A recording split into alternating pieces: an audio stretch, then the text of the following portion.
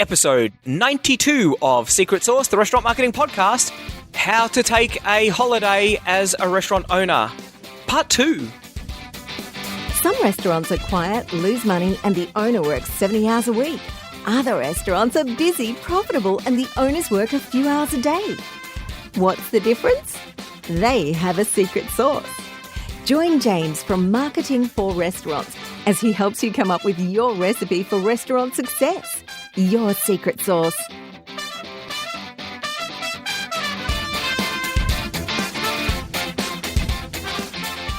Hello, it's James here. I hope I didn't discombobulate you. I changed the way that I do the intro there. Just to variety is the spice of life, and I thought I would spice it up a bit.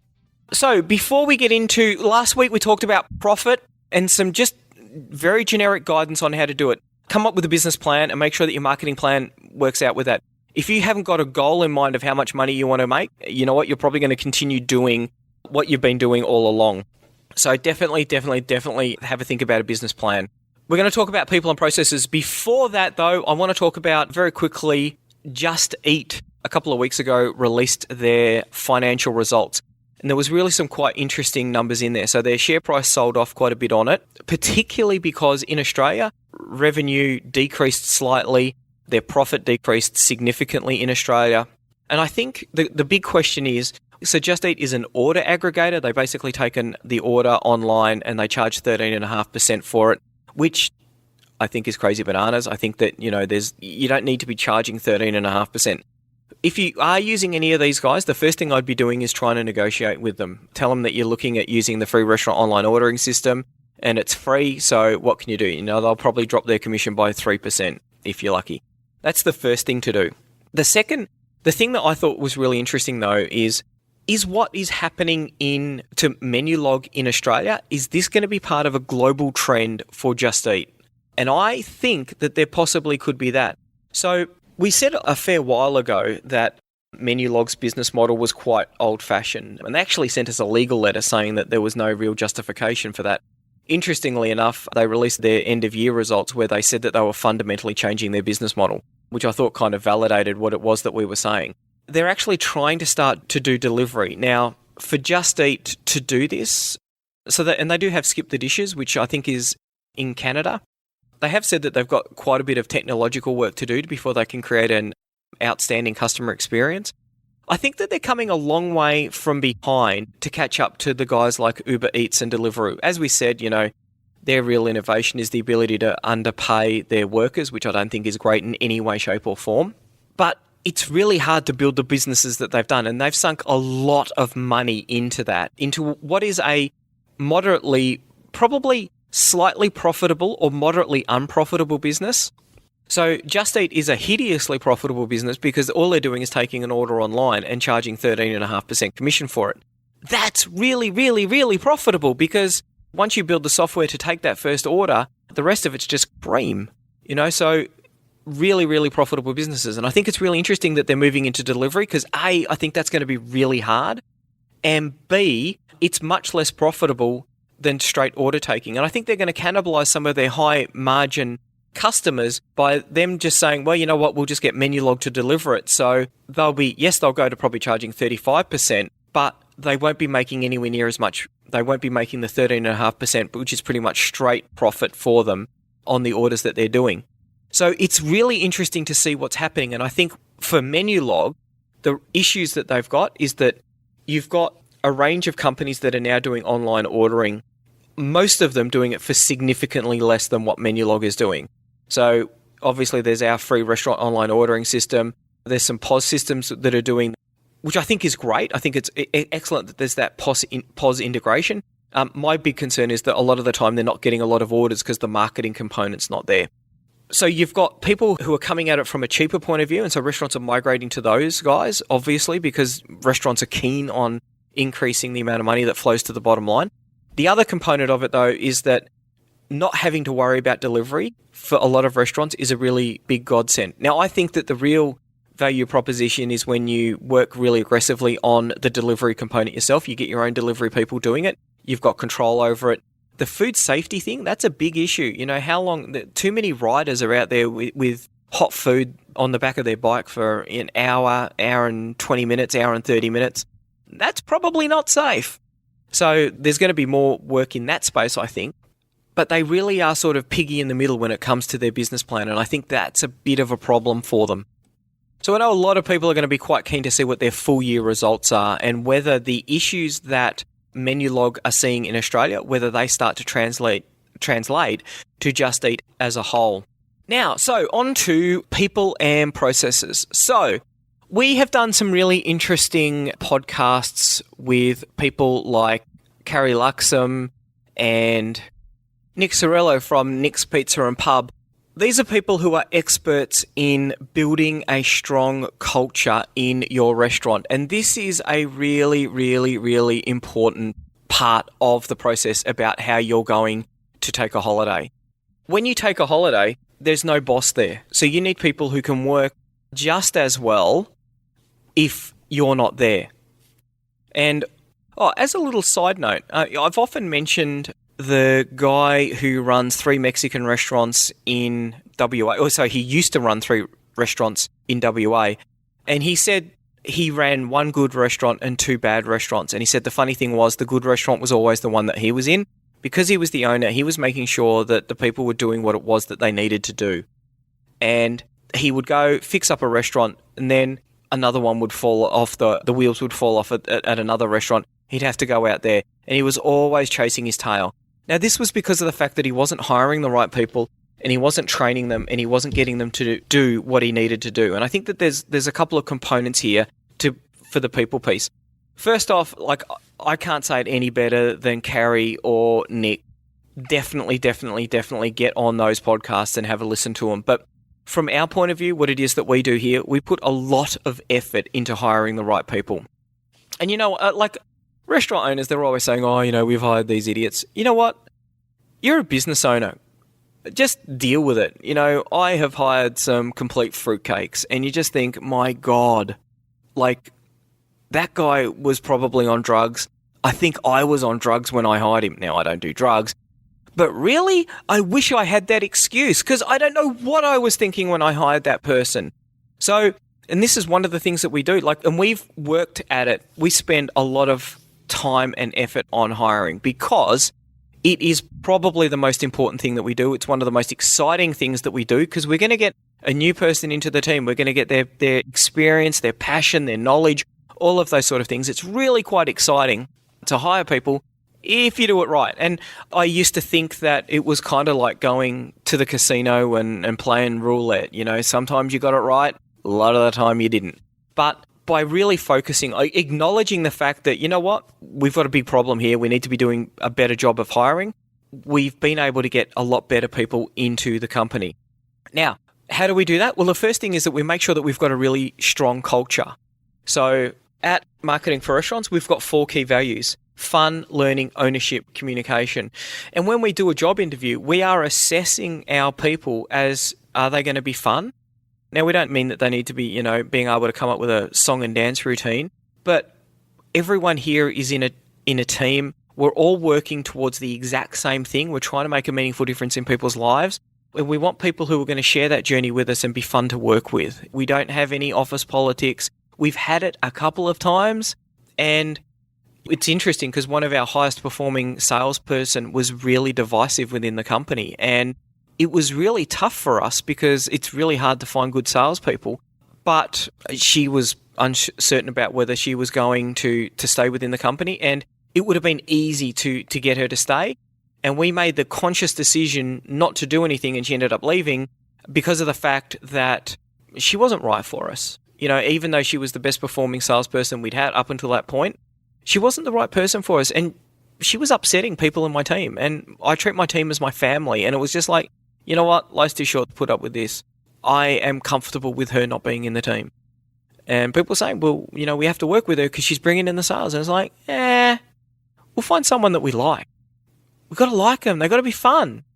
She's not fun. That was probably one of the big firing decisions that we made. You got to be true to your values. I think that's really, really important.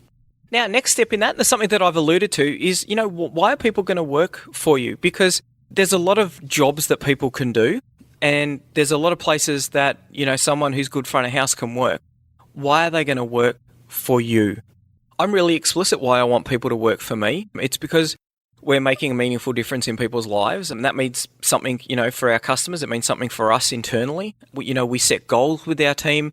We use a Pinterest board where when we know that we're going to be successful, what the rewards are going to be and what that's going to mean to each and every individual person. Because the rewards that people want, some of them, they're different. Some people, their reward is to go on a holiday. Some people are, looking to buy a new house. Some people want to buy a car. We're trying to tap into what it is that's going to motivate these people on an individual basis. And I know Nick does a really good job of that at Nick's Pizza and Pub. He is providing a home away from home for people to bring their family. And, that's for mums, for family people, that really resonates with them. And they're the kind of people that he wants to hire. And this is the big thing. You hire for culture and train for skills. Now, I know what it's like when you're desperate for someone front of house, and far too many times people will hire someone just based on the fact that they've got the one critical thing that they're looking for, which is a pulse. You need to be raising those standards a little bit. Now, when you're desperate, then you're desperate. And, we've been in that, we've really got to get a web developer. And so we hire someone and then you think, this isn't great. And now I'm trying to think that we try and hire 3 to 6 months ahead of when we need, because of the fact that I don't want to be hiring out of desperation. I want to be hiring out of aspiration. So I'll be like, you know what? I think we're getting close to needing a new web developer. And it's like, yep, all right, let's start looking for that person, because it might take us 3 or 6 months to find the exact right person. And I don't want to be really desperate and have to lower what it is that we want to do. How often are you sitting down with your team and talking to them? How are they going? So we have a process here. We call them chats. And, there's a series of questions. How's everything going? What did you learn last week? Because learning is another one of our key values. Are you having fun? How are you going with your KPIs? What is there that we can do to help you be more awesome? Now, so I try and do one of those every week with someone, and I've got managers in my team who are doing one of those every week. It is amazing the information that comes out of it, the problems that people have got that they don't think is a problem, which we can easily fix. And people go, oh, I didn't think that you could do that, or, oh, wow. And then all of a sudden things are better. And this is about what it is to build that cohesive team. It's actually sitting down and listening to them and finding out what their problems are, what their aspirations are. Is there training that someone wants to do? What is it that you're going to work together to help them achieve? Not enough people do that. How often do you do reviews? I think that this is a really big thing. So one of our other values is communication. And it is open and honest communication. So if someone's not doing the right thing in our team, I sit down and have a chat with them. If their job is on the line, I say, you know what, this is a really serious thing. We've had multiple chats about this. You really need to pull your socks up. What is it that you're doing to provide the feedback to your staff? And I think it can be as little as just telling them that they've done a good job. It doesn't need to be a full formal review process. We've got a full formal review process. And it's quite painful, really, to tell you the truth. But I think and we try and do them every 6 months, and it's never that frequent. That's my bad. Because it is a little bit confronting having that one-on-one conversation with someone, but it is so important, because people know what it is that you want them to do. And on top of that, what is going on in their life. Like, what are the struggles that they've got? What is it that they're hoping to be able to achieve? They're really, really important things. The benefit of hiring good people means that you're then able to build a good team. And that team is going to give you resilience when it comes to you being away. Because it's quite a shock to an organisation the first time that the boss steps out. It's like, oh, what do we do now? And it's about having a good team, because a good team will be able to, that person that probably needs a bit of driving, a good team will make sure that person gets driven. A slack team where everyone's in it for themselves, then there's going to be less like, hey, you need to hurry up. We get falling behind here and you're not doing your job. You need someone, when they know that the team is watching them, they're much more likely to do the job and to do it properly. And I think that's really important as well. And that kind of ties into the last thing I want to talk about when it comes to people and that's your onboarding process. That is really critical, because, how is it that you lay out the table? How is it that you prepare a burger? What is the process when someone wants a refund? all of those sort of things need to be written down, and all of those things need to come out in the onboarding process, where you take someone who's just come in off the street and you turn them into a highly functional member of your epic team. Processes. And processes are really important for people because of the fact that when there's a process, people know what needs to be done. So how do you bus a table?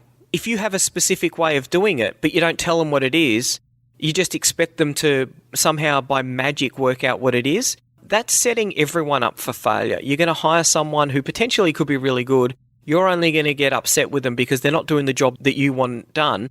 And I've seen it. I've seen cases where people say, it's like, I was always getting in trouble, but it was always for some random thing that I just didn't know. And there was absolutely no process.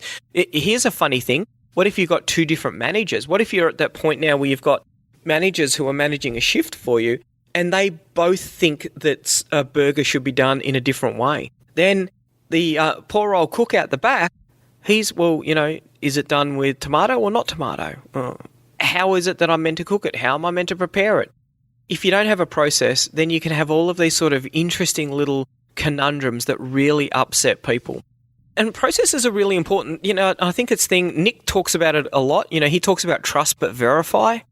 And this is one of the reasons why people won't take a holiday is that, well, if I'm not here, if I don't come in, how do I know that people aren't going to steal the alcohol? How often does inventory get done? How often do you account for all of the alcohol? How often do you account for all of the food stock? If you don't have those kind of processes in place, then people see that as, well, you know what, no one's going to notice. I'm just going to take a bottle of tequila. Everyone loves tequila. Party at my place tonight. Free bottle of tequila. Giddy up. But if they know that an inventory of all of the liquor is done at the close of business, or then that is going to get noticed, well, I better not take that because I know it's going to get counted at the end of the night. They're going to notice a missing bottle. Remember that last time it happened 2 years ago? And that's one of those things, trust but verify. So you trust the people to do their job, but you make sure that you've got someone in there. And that means that rather than you supervising everything, all you've got to really do is spot check your managers. Once you're comfortable that your managers are doing everything, so you audit everything that they do every shift, and then every second shift, then once a week, then maybe once a fortnight, because you trust them. And that can make a really big difference. And this is where you're starting to get this fact that you're now less tied to the restaurant.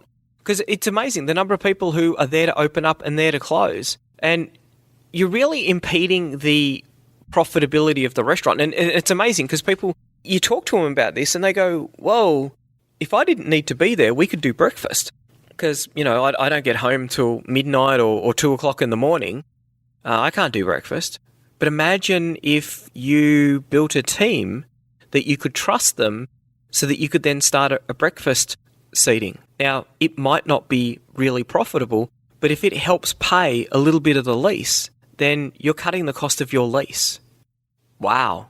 Now we're going full circle because we've got profitability coming into it because of the fact that you've got really strong processes. We're now able to open up more sessions.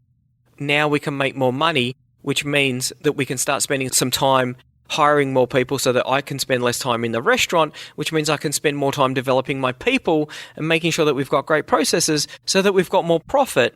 And the holiday that you were going to go that was going to be interstate, now it's starting to look like being overseas into another country. You're going to travel to Europe. You're going to travel to the US because you're starting to create this, rather than the downward spiral, you've got this upward spiral where you're only working in the business 10 or 20 hours a week. You've got another 20 or 30 hours that you're out there building the business, building the processes, because they're the fundamental parts of the restaurant business that you need to be functioning.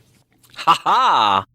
There's some things. Now, what I want to do quickly is I just want to share some technology that we use that might be useful in your restaurant.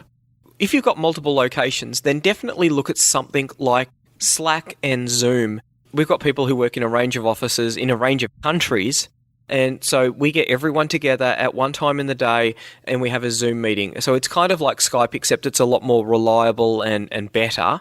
And Slack is a messaging thing. So on my phone, if I'm traveling, the team can ask me a question. I've got a customer who wants to do this, or there's a customer who's struggling and, they want the advice on this. So they can send me a quick little message. It's dramatically cut down on emails that get sent because, I struggle with my emails because I get so many of them. I don't reply to a lot of them.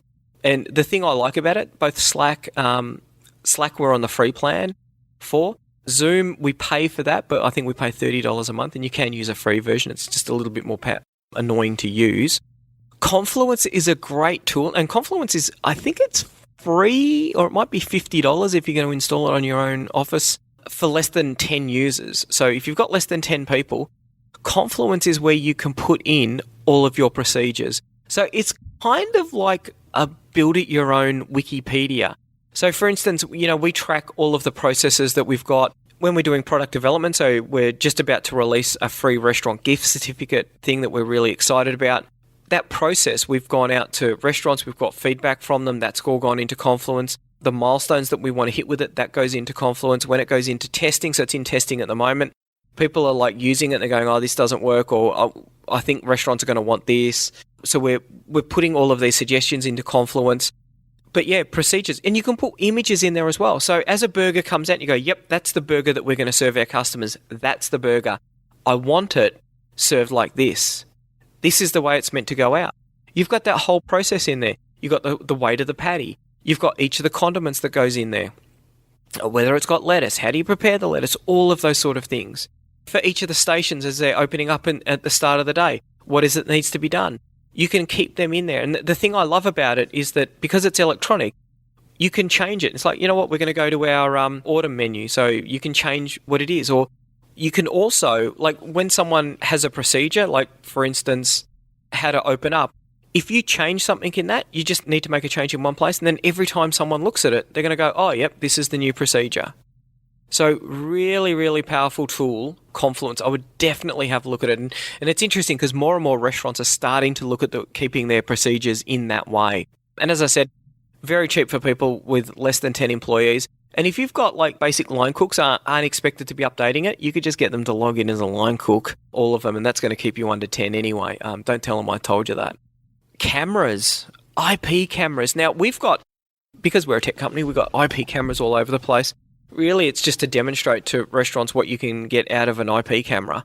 A lot of people use these, and they've got a lot of benefits. So the first one is obviously most people use them as security cameras, and they say, this is this is going to keep us in case we get robbed or someone breaks in overnight. We're going to get footage of them.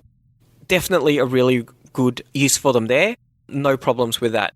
But I think that there's so much more value that you can get out of it. Workplace health and safety, the worker who pretends to trip over and says, oh, I've hurt my back, now I need to be on sick leave for an extended period of time and it's all your fault. That cameras can work with that. Customers trying to dodgy stuff up, and we've seen it in the media where someone has put something, you can see them putting something into a meal and then complaining and then saying, oh, unless we all get our meals for free, we're going to put up on social media that we see this. And this has actually happened. It's like, well, hang on a sec. Here's actually the video of you doing that. So wrong and not very nice of you to actually have a crack at that. That's pretty unfair. The other thing is that you can see and so some of our customers, some people trust their staff, other people trust them, but not as much.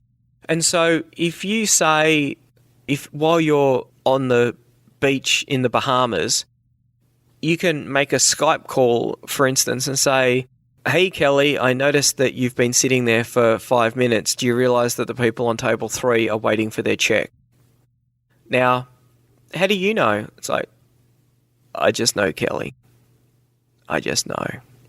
Now, obviously, in some countries there's privacy concerns about that, but you get that to sign that in as part of their employment contract. That gets rid of that problem, and then they know that you're watching. And the funny thing? I find that the staff who are worried about you watching, none of our staff worry about being watched because we don't watch and we trust them all implicitly. We don't use cameras as a part of our trust regime. But in customers where they are using as a part of their trust regime, they think that someone is watching them all the time. And the owner might not have logged in for 6 weeks or 8 weeks or probably hasn't logged in for the last, whoever knows. But because there's a couple of stories of when, that time that Kelly didn't do this, they know those stories, they all talk, and then they think that they're being monitored all the time, which is part of, depending on the culture that you're building and the kind of people that you're employing, that can be quite a powerful way of augmenting the trust that you're trying to build. Cloud-based solutions as well, that's another form of technology that really helps you. I know that we've got some customers who they'll be on holidays and then they'll log in and they'll look at how many bookings they've got through the free online restaurant booking system. Or they may use our CRM system in there to send out an email while they're away and thinking, you know what, I'm going to be away for 2 weeks.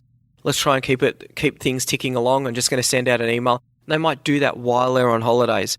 The online orders as well. People can see it because we've got the orders manager, people can log into the orders manager and it could be like, well, hang on a sec, why is it taking so long? Why has the restaurant set it that it's going to take 60 minutes to get food ready for pickup? It should nowhere near be that.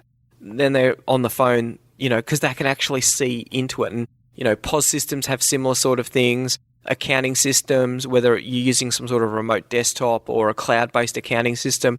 There's lots of ways that you can see it. So if you've got someone who's doing the banking, you can actually see the kind of cash that's been taken to the bank as well, so that you've got a kind of idea of what's going on. There's been some ideas. We've covered off on profits, and I think there's a lot of work that needs to be done for a lot of restaurants around the profit space.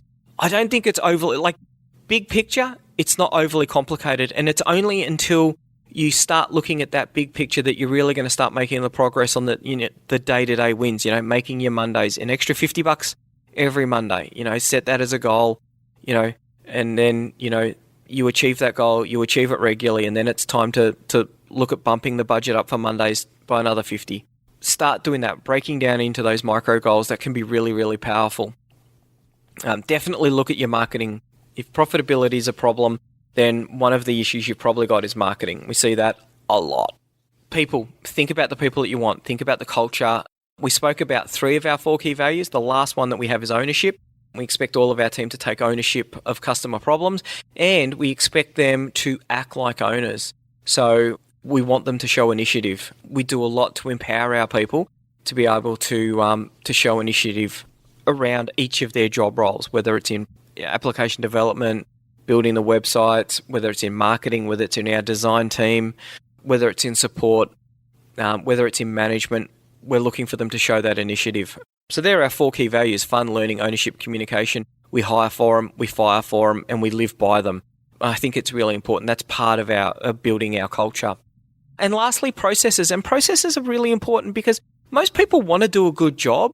And if they're not sure what they're doing, it can be really difficult for them and really stressful, particularly if they're being told off for something that they didn't know they were doing wrong. So make sure that you've got processes and make sure that they're there. And we finished off with some of the technology to help. Confluence, a really big thing, cheap to use, and it means that you can put things down. And it's we're always looking at our processes, because when we want to improve an outcome, we say, well, let's update the process. Let's make sure that this works a little bit better for everyone so that we can have that outcome. IP cameras, if you want to be looking into the restaurant while you're away, hopefully you don't need to do that. Hopefully you can just sit back and enjoy the pina coladas in the Bahamas, or enjoy some amazing food in Italy, or some exciting stuff in the United States. Wherever you are, going somewhere super exciting. And cloud-based things, technology, so Forbes, FROLO, our online ordering and online booking systems, our cloud-based marketing system, accounting systems, POS systems. There's lots of them out there that give you the ability to see what's going on in the restaurant from a technology point of view as well. So that's about it. Once again, I just can't stress how important it is that you spend some time to be able to go off and take time out of your business, enjoy the big wide world. There's so many experiences out there, and I think once you start traveling, you really do get hooked on it. I love traveling. It's probably the best part of my business, meeting restaurants from all over the world, to be able to see what it is that makes them tick, find out what their secret sauce is, because I'm always want to be continually learning about what it is that makes a successful restaurant tick. So yeah, and lastly, if anything that we do helps you and you get to take a holiday because of it, tag us in the holiday snaps. We would love to see what it is that you're doing. That would be really epic for us, because as I said, our BHAG is to make a meaningful difference in people's lives, and a holiday is one of those things that can really be meaningful for some restaurant owners, particularly those who've been stuck in the kitchen for far too long. You need to get out. You need to get some time out and about, ideally with your family. That's about it. You have a really busy week. Let's hope it's really profitable and you're doing it with some awesome people who have got some really awesome processes, so that you know that you're that one step closer to taking that one step out of the restaurant. That's it. I'll speak to you next week. Bye. Want more customers for your restaurant, cafe or takeout? Every month, our marketing tools and information are used by thousands of restaurant owners just like you to help them find more customers and turn them into repeat customers. All of our tools and information is designed specifically for restaurant owners. We know you don't have a lot of time to spend marketing or learning complicated procedures, so our tools are quick and easy to use. If you're looking to increase your revenue and profits or want to work less hours, check out marketingforrestaurants.com.